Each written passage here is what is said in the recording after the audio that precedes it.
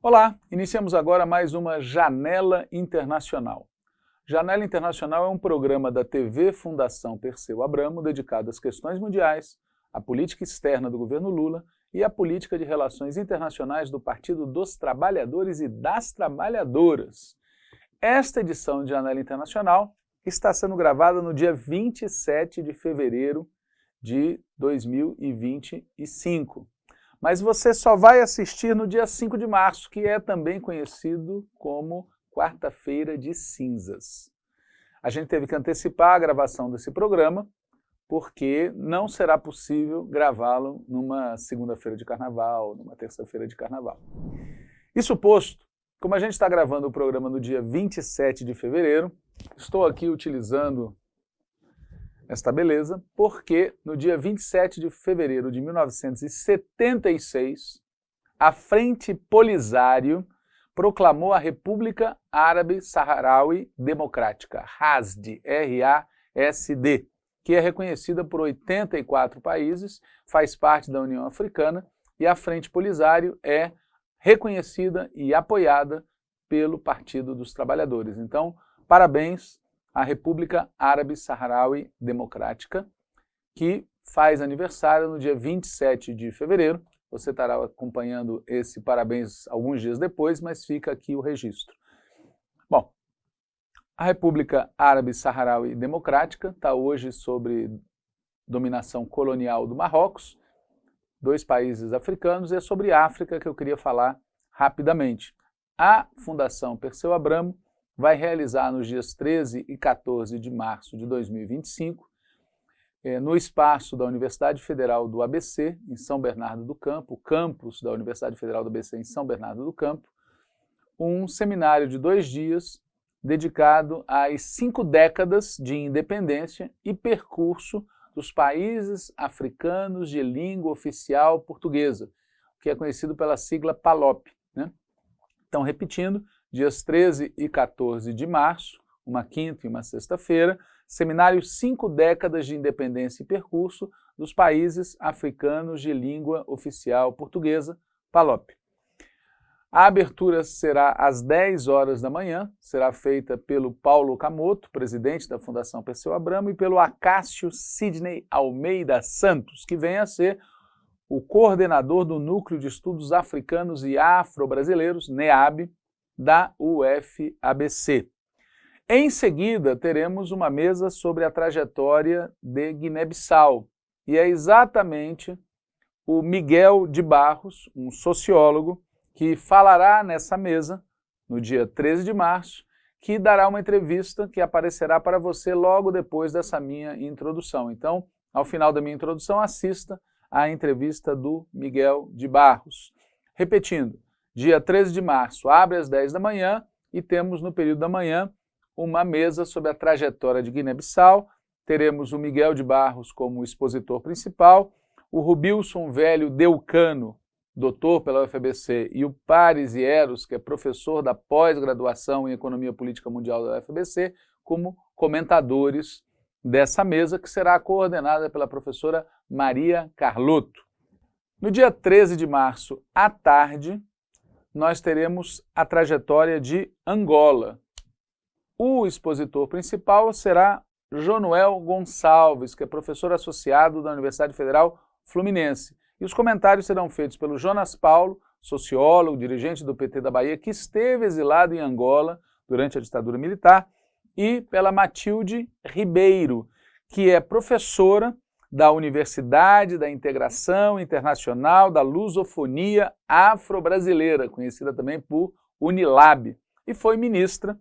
de Promoção da Igualdade Racial no primeiro governo Lula. A coordenação da mesa sobre Angola será feita pela Mônica Valente, que é diretora da Fundação Perseu Abramo e é secretária executiva do Foro de São Paulo. No final da tarde, início da noite do dia 13 de março, falaremos da trajetória de Moçambique. O expositor será José Luiz Cabasso, que é antropólogo e professor emérito da Universidade Técnica de Moçambique.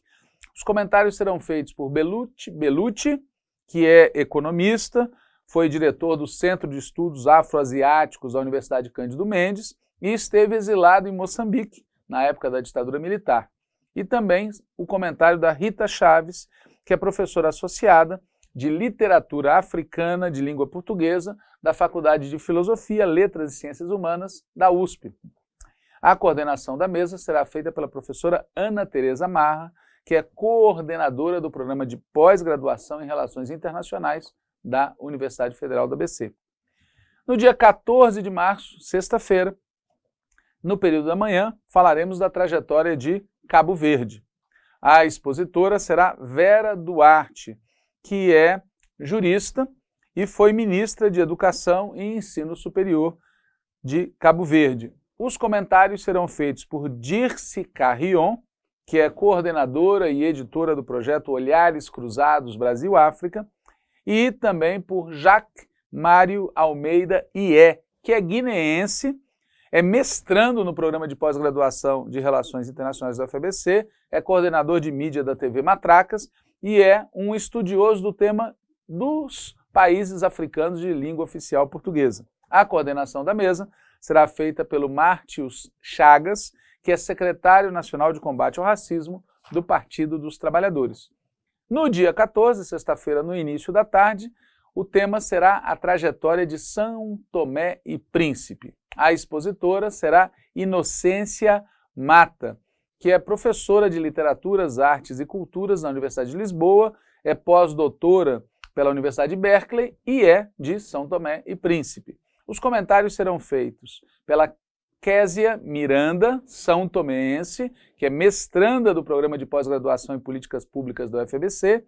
e pelo Walton Nascimento da Trindade, que é doutorando na mesma universidade. A coordenação da mesa será feita pela Larissa Portes, que é do Centro Acadêmico de Relações Internacionais, o CARI, da UFABC. E no final da tarde, após essa mesa sobre São Tomé e Príncipe, nós teremos um encerramento que será feito por Ellen Coutinho, diretora da Fundação Perseu Abramo, e Carolina Bezerra Machado, que é integrante do Núcleo de Estudos Africanos e Afro-Brasileiros, o NEAB, da UFABC. Como vocês devem ter percebido, a realização dessa atividade é uma parceria entre a Fundação Perseu Abramo e uma série de instituições vinculadas à Universidade Federal do ABC, entre as quais os programas de pós-graduação em Economia Política Mundial e em Relações Internacionais, são 2 programas, o Bacharelado de Relações Internacionais, o NEAB, o Núcleo de Estudos Africanos e Afro-Brasileiros, o Observatório de Política Externa Brasileira, OPEB, e o Centro Acadêmico de Relações Internacionais. Então, no campus da UFABC, em São Bernardo do Campo, nos dias 13 e 14 de março, participe desse seminário sobre as 5 décadas de independência e percurso dos países africanos de língua oficial portuguesa, PALOP. Fique agora com o Miguel de Barros, que vai nos falar sobre a trajetória de Guiné-Bissau. Um spoiler do que ele dirá no seminário. Muito obrigado pela disponibilidade, pelo convite e oportunidade também de apresentar a Guiné-Bissau no âmbito desta conferência, 50 anos de independência dos países africanos de língua oficial portuguesa. É um momento muito importante no qual a Fundação Perseu Abramo também abre as janelas de reflexão sobre o momento histórico que levou às independências desses países, mas o seu percurso para um contexto muito próximo, mas distante, que é o Brasil, que tem produzido muita informação sobre o continente africano e, ao mesmo tempo, também que tem um desconhecimento daquilo que são as dinâmicas atuais ao nível do próprio continente. Muito particularmente no caso da Guiné-Bissau, que contou com a presença de intelectuais e militantes brasileiros, tanto no seu processo de libertação nacional, mas também nos primeiros anos da construção. Falo particularmente da contribuição do Paulo Freire, que teve nos anos 70, aqui na Guiné-Bissau, durante 2 anos, a implementação do programa de alfabetização em língua materna, aplicando a pedagogia da Revolução da Amílcar Cabral e trazendo a sua pedagogia do oprimido através de processos libertários e como é que isso gera também uma nova identidade descolonizada a partir de um contexto de sofrimento. Mas também nós tivemos contribuições de brasileiros no âmbito, por exemplo, de reformas econômicas apoiadas então ao nível da economia planificada. Lembro, por exemplo, da presença do economista Ladislau Daubor, que esteve associado ao nosso Ministério do Plano de Economia e que permitiu projetar também uma possibilidade de construção econômica contracolonial. Mas a Guiné-Bissau é muito interessante do ponto de vista analítico, histórico, se considerarmos que foi a última civilização pré-colonial africana antes da invasão ocidental, através da experiência do Império de Gabu, até século XIV, e que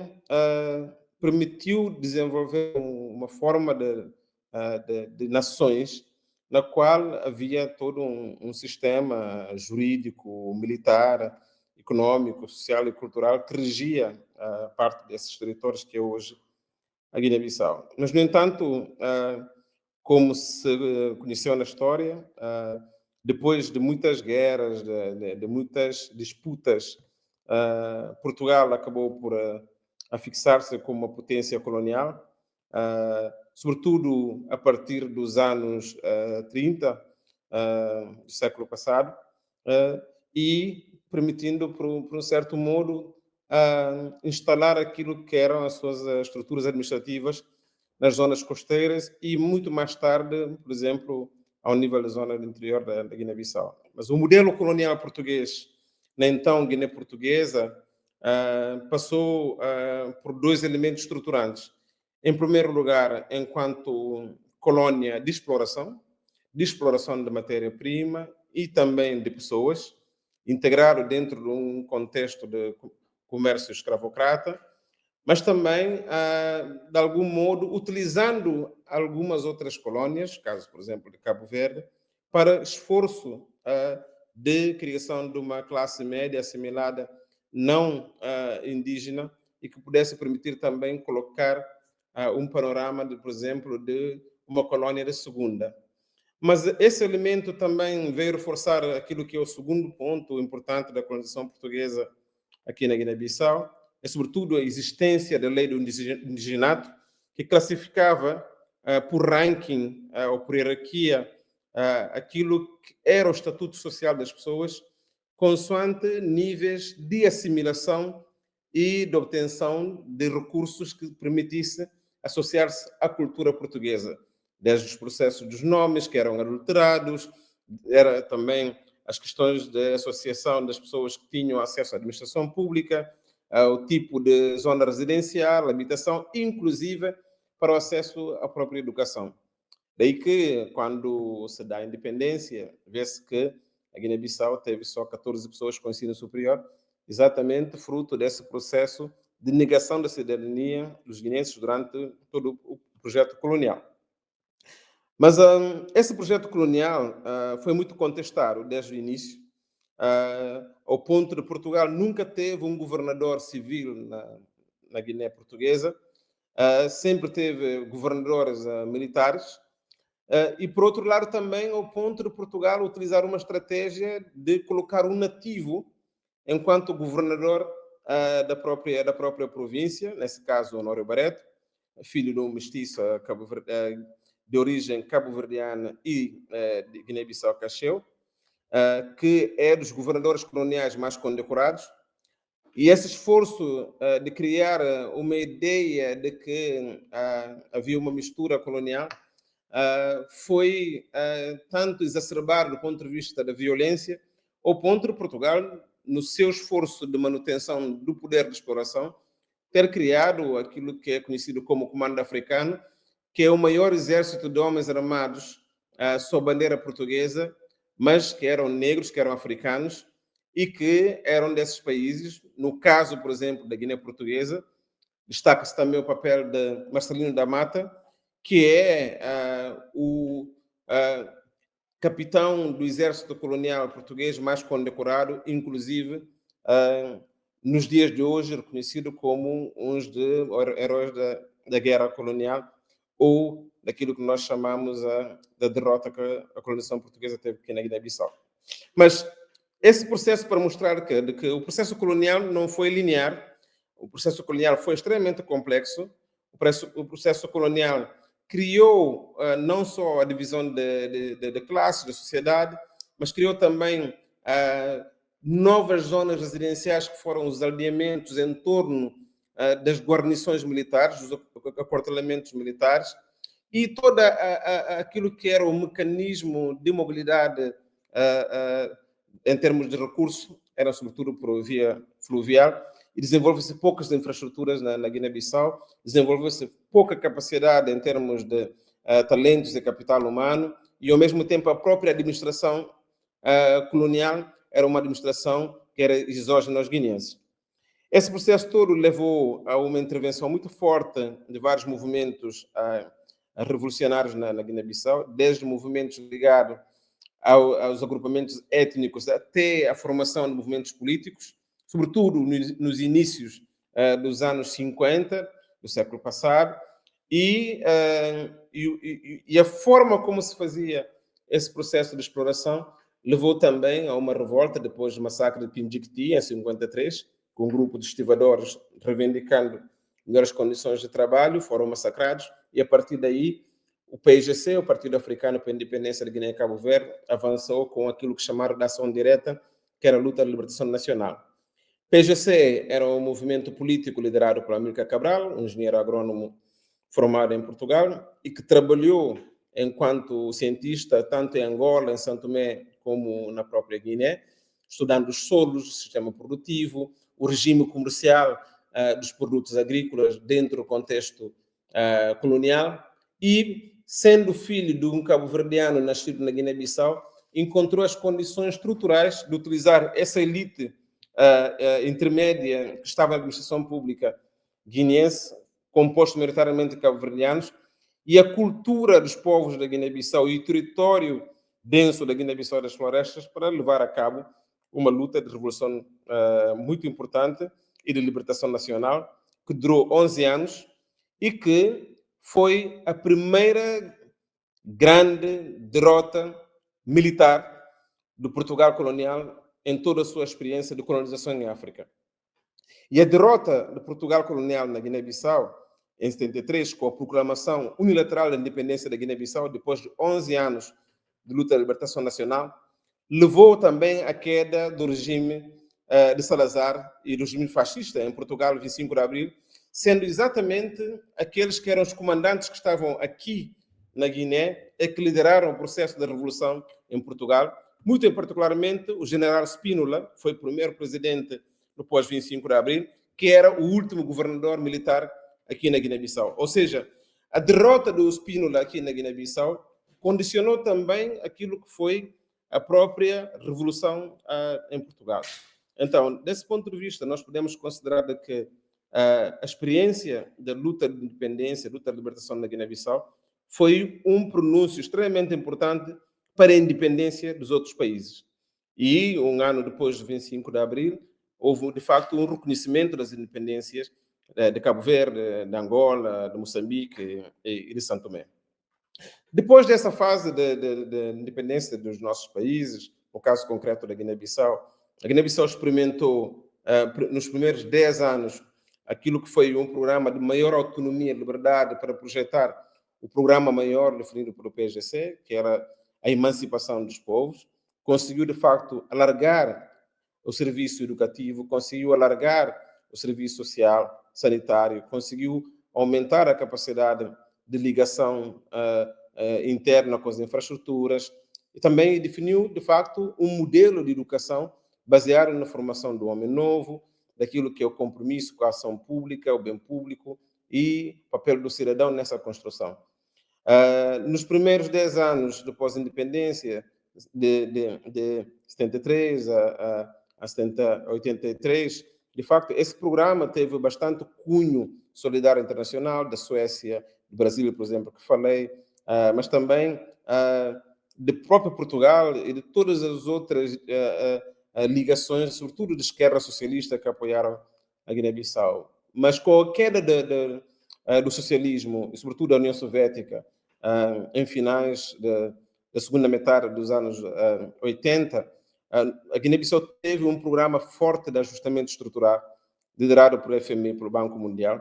que condicionou aquilo que eram as opções mais integradas de estruturação da ação pública para um modelo liberal de mercado e, ao mesmo tempo, que levou à privatização dos serviços públicos e introdução na Guiné-Bissau dentro de um contexto de livre comércio, mas automaticamente sem o país ter a capacidade para, de facto, enfrentar esse desafio. Em contraponto, o país sofreu uma tripla desestruturação. A ausência dos serviços públicos nas zonas rurais, aquilo que foi também capacidade do Estado em prestar os serviços públicos aos cidadãos e depois a desvalorização da própria moeda. Isso levou a uma sensação de protestos, tanto quanto que já vinham nos primeiros 5 anos da independência, depois do golpe de Estado, o primeiro golpe de Estado nos anos 80, 1980, liderado por João Bernardo Veira, mas também levou a um fechamento e o endurecimento do regime que levou para a prisão muita gente e, ao mesmo tempo, também com supostas tentativas de golpe de Estado. É nesse contexto que a Guiné-Bissau chega à liberalização política, ou seja, a liberação política é a consequência de uma liberalização econômica mal feita, sob pressão internacional de acesso à ajuda pública. A Guiné-Bissau chega à liberalização política realizando as eleições presidenciais e legislativas democráticas em 1994, mas essa abertura política não correspondeu a uma capacidade em termos de projeção daquilo que seria os elementos de cidadania, nem do ponto de vista da emancipação política dos atores que estavam em disputa e muito menos dos cidadãos do ponto de vista da organização de estruturas sociais que pudessem responder a essa demanda. E ao mesmo tempo que a situação econômica se agrava, a Guiné-Bissau adere em 1996, 97, à zona do EMOA, União Econômica Monetária da África Ocidental, adota o franco CFA como moeda comum dos países que estão aqui na sub-região africana e, a partir daí, cria-se mais uma outra situação complicada, que é a descapitalização da classe média, que não tinha poder de compra comparativamente ao nível dos países da sub-região. É nesse contexto que a Guiné-Bissau chega na sua terceira fase mais difícil, do regime do Partido Único entre 74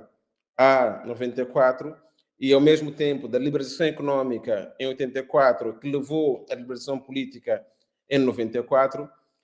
Esse processo de adesão à zona UEMOA em 96, 97,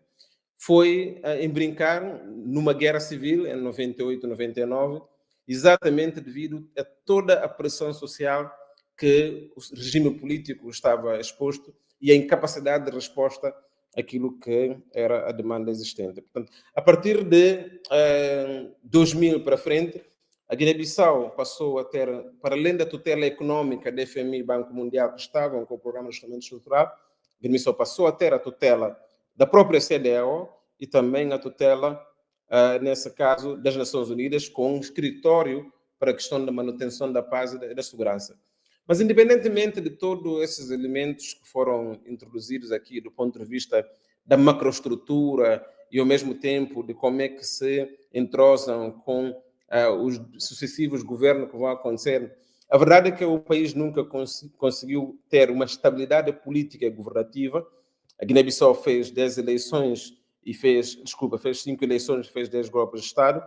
Não teve nenhum presidente da República que conseguiu manter nas funções até o fim do mandato sem uma força estrangeira para assegurar a sua presença no poder, que mesmo acontece atualmente com os últimos 2 presidentes da República. O país vive da ajuda pública ao desenvolvimento como principal motor da sua própria economia e para investimento público. Tem na castanha de caju o seu principal produto de exportação. Cerca de 90% da sua balança comercial é determinada pela exportação de castanha de caju para o Sudeste Asiático. Tem, neste momento, uma estrutura produtiva de 20% da sua população está empregada a nível da administração pública. O resto vive, sobretudo, da agricultura familiar, muito em particular da produção de arroz, de produtos hortícolas, silvícolas, da fruticultura e da coleta de castanha e caju. Tem uma população extremamente jovem, cerca de 60% da população tem entre 14 e 24 anos, e neste momento, de facto, há uma situação muito crítica no que concerne ao funcionamento das instituições, ao modelo político e ao regime que se quer adotar num diálogo de tensões entre o semipresidencialismo com o pendor parlamentar, mas onde o Presidente da República é quem tem mais poderes e acaba condicionar todo o funcionamento das instituições. E nos últimos 20 anos, um país que tinha cerca de 2 milhões de habitantes passa agora a ter uma população bastante considerável a nível da diáspora e que influencia fortemente também aquilo que são o debate público em torno das questões das transformações económicas, políticas, sociais e cívicas. Para dizer que a Guiné-Bissau, para além da ajuda pública ao desenvolvimento, faz parte dos 10 países africanos que mais dependem das remessas dos imigrantes, o que demonstra esse fenômeno novo de saída em massa de cidadãos aqui do país para conseguir as melhores condições de vida e, a partir daí, também passar a colocar esses recursos para o próprio Estado. Por último, quero dizer que, independentemente dessas dificuldades, dessas tensões do ponto de vista político-governativo, a Guiné-Bissau é dos países que, neste momento, consegue ter maior capacidade de acolhimento dos povos da sub-região. O acesso à terra ainda é possível. A questão, por exemplo, da capacidade de produção para os povos que estão nessa zona ainda acontece. Mas o mais importante disso é porque os povos tradicionais da Guiné-Bissau conseguiram manter os modos de vida, salvaguardando não só a proteção de espaços, recursos e patrimónios naturais, mas utilizando a sua própria cultura na manutenção desses ecossistemas. Neste momento, a Guiné-Bissau é o segundo país da África Ocidental com maior concentração da biodiversidade. Tem, neste momento, cerca de 26% do seu território são áreas protegidas. É um campeão do sistema da conservação e de proteção de patrimónios naturais e todas as áreas protegidas na Guiné-Bissau têm comunidades no seu interior e não há nenhuma estrutura militarizada a controlar esses espaços. Esse sistema de governação participativa, endógena, baseado naquilo que é a valorização de aspectos culturais, de como é que influem sobre o património natural e cultural, são, do meu ponto de vista, os elementos mais importantes, impactantes, inovadores, que podem permitir à Guiné-Bissau, no futuro, mudar o seu quadro, tanto do ponto de vista político, jurídico, normativo, mas também em termos daquilo que é o amplo consenso relativamente à forma como a própria riqueza é distribuída e permite, de algum modo, uma mobilidade social ascendente das comunidades, maior justiça social e também melhor coesão social. Muito obrigado.